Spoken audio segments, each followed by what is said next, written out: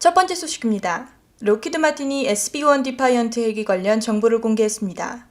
디파이언트는 미 육군의 차세대 헬기인데요. 개발사는 록히드 마틴 소속 헬기 업체 시고르스키와 보잉입니다.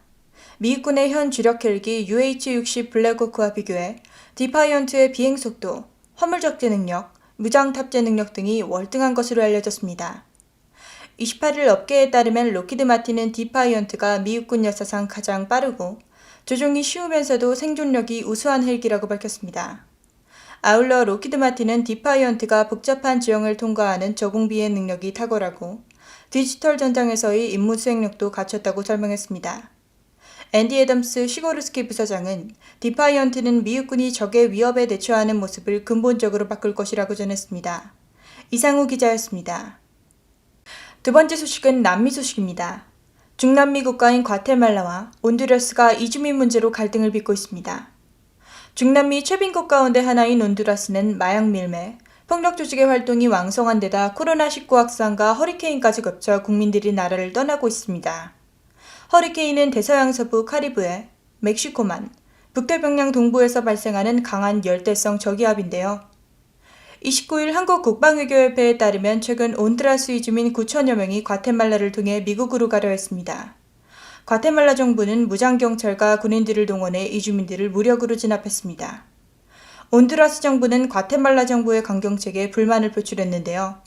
특히 온두라스 정부는 자신들이 이주민 관련 대책을 내놓고 있지 않다는 비판에 강한 불쾌감을 드러낸 것으로 알려졌습니다. 알레한드로 잠바테의 과테말라 대통령은 일단 무력 충돌에 대한 유감을 표명한 뒤 온두라스 이주민들에 대한 특단의 조치가 필요하다고 강조했습니다. 국방외교협회는 과테말라와 온두라스의 대립이 심화하고 있다며 앞으로 전개되는 상황을 계속 살펴볼 필요가 있다고 전했습니다. 이상우 기자였습니다. 록히드 마틴 소식입니다. 록히드 마틴이 최고 경영진을 개편했습니다. 제임스 D. 테이클릿 회장이 이사회의장까지 겸임하게 됐습니다. 나릴린 휴스 의장은 퇴임합니다. 1일 업계에 따르면 록히드 마틴은 이 같은 내용을 담은 최고 경영진 인사를 발표했는데요. 휴슨 의장은 내년 2월 말까지 전략 고문을 맡게 됩니다. 그는 최근 이사회에서 퇴진 의사를 밝힌 것으로 알려졌는데요. 그렉 울머 총괄부사장은 이사회의 새 구성원으로 뽑혔습니다. 이번 인사를 통해 테이클릿 회장은 자신의 영향력을 한층 강화했습니다. 그는 지난해 3월 아메리칸 타워 회장에서 록히드 마틴 회장으로 옮겨왔는데요.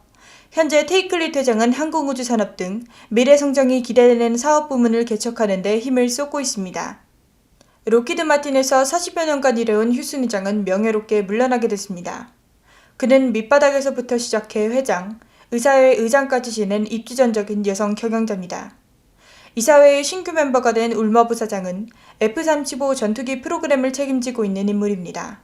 테이클릿 회장은 휴슨 의장의 탁월한 리더십에 힘입어 록히드 마틴이 성공할 수 있었다며 그는 록히드 마틴 역사에 손꼽는 경영자로 기록될 것이라고 전했습니다. 이상우 기자였습니다. 마지막 소식입니다. 아르헨티나가 브라질과 장갑차 도입을 논의한 것으로 파악됐습니다. 2일 한국국방외교협회에 따르면 오거스틴 로시 아르헨티나 국방장관과 다니엘 시올리 아르헨티나 주재 브라질 대사는 최근 만나 양국의 방산협력을 논의했습니다. 이 자리에서 두 사람은 브라질산 이베코 가라니 장갑차 관련 얘기도 나눈 것으로 알려졌습니다. 국방외교협회는 만약 아르헨티나가 이베코 가라니를 사들이면 브라질은 장갑차 엔진, 차체 등을 아르헨티나 코르도바의 이베코 공장에서 생산할 것으로 전망된다고 설명했습니다.